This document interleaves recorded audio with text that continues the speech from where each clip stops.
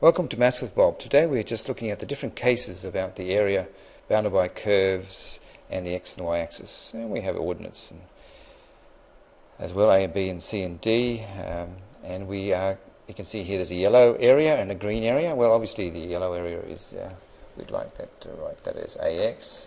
That's, and the green area about the y-axis, AY.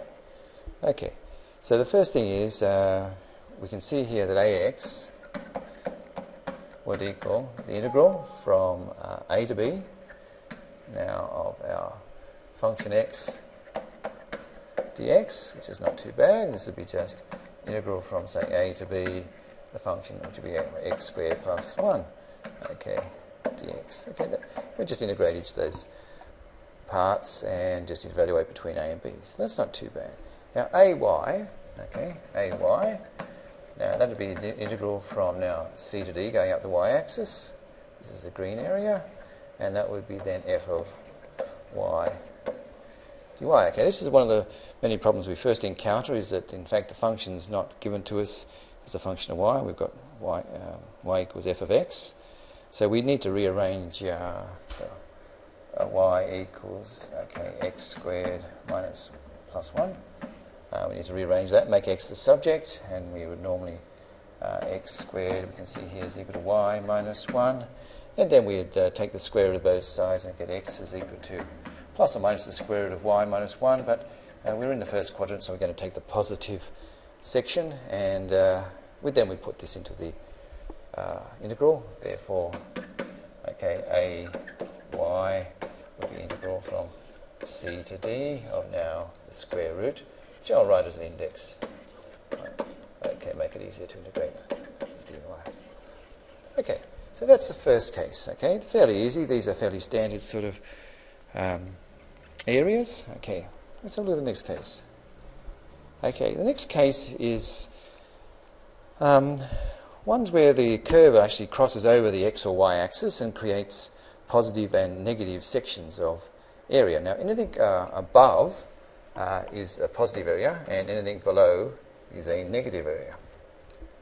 Now, you can see here there is actually another problem here. We need to actually work out where it crosses over, because we're going to have to split this integral up. We can see it's going from 0 to some value where it crosses over here. Now, how do we find that? Well, we know its y value is 0, and we know that x squared minus 1 is actually equal to 0. Then actually x is equal to plus or minus 1, but you can see here this would actually be ordinary 1. And then let's go to some other point along here, call it A. It could be obviously 2 or 3 or wherever it happens to be. So how do we do areas like this? Well, the first thing is we're going to have to make, the negative area positive by taking its absolute value. So let's have a look at that integral. The integral is now from 0 to 1.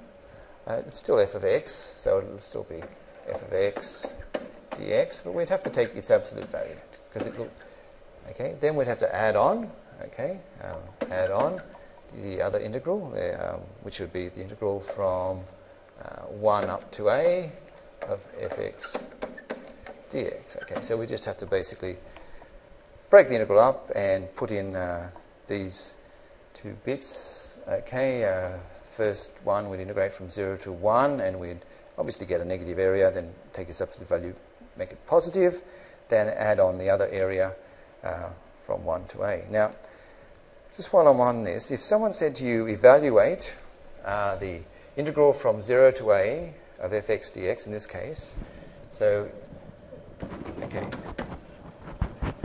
evaluate, okay, say the integral from, say, 0 to a of x squared minus 1 dx, okay, and a was, say, greater than 1, then we would basically, we wouldn't get the area, because the negative area would cancel out with an equal amount of the positive area, and if, in fact, there was more positive area, then the answer would be positive. If there were more negative area, then the area would be negative. So when someone says to you, evaluate an integral, that's not the same as saying find the area. So we have to be aware of that as well.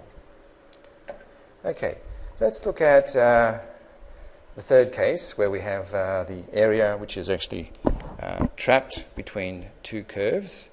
And you can see here, I normally just call the top function the roof, and the bottom function the floor.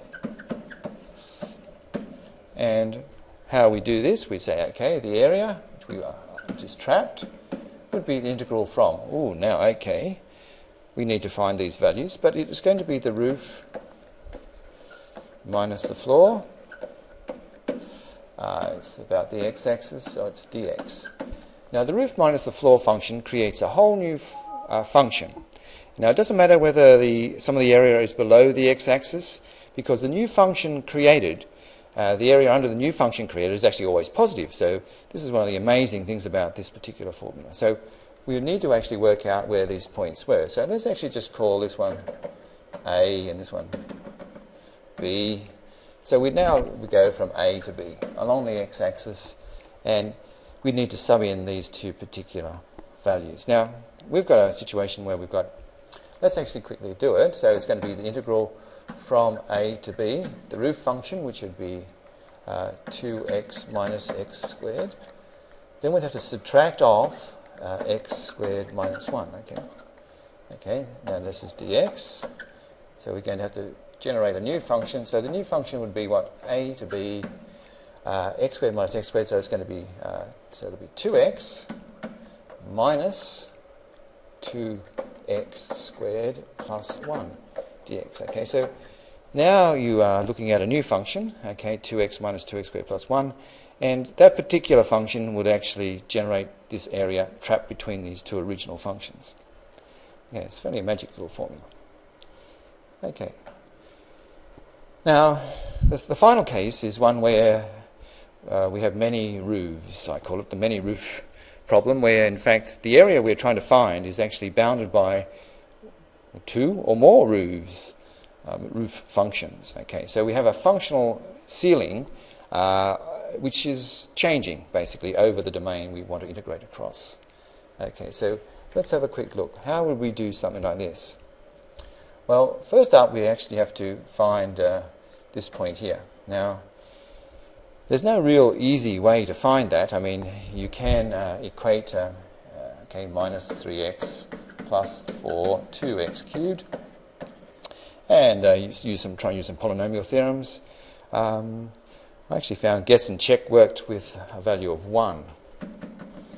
Now, okay, so we know this is 1, this is 0. Now, where is this value over here? Well, that's when the line crosses the x-axis. Its y value is 0, so it should be about 4/3. Okay, so that value there should be about 4/3.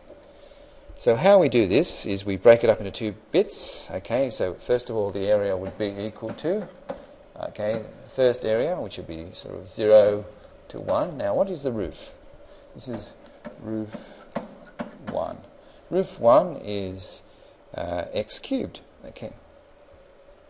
Okay, so it's going to be x cubed dx. Now, then we start, look at the second one. We go from now 1 to 4/3. Now, what is roof 2? Roof 2 is here. Roof 2 is in fact minus 3x plus 4. So it's minus 3x plus 4. And we have to integrate that with respect to x. Okay, so we now do this. We'll just have a quick look at this. This is going to be equal to x to the power 4 on 4 between 1 and 0. And this will be, minus 3x squared on 2 plus 4x. Okay, that will have to be evaluated between 1 and 4 on 3. Okay, so let's put these values in. Okay, we have 1 to the power 4 on 4, 1/4 minus 0.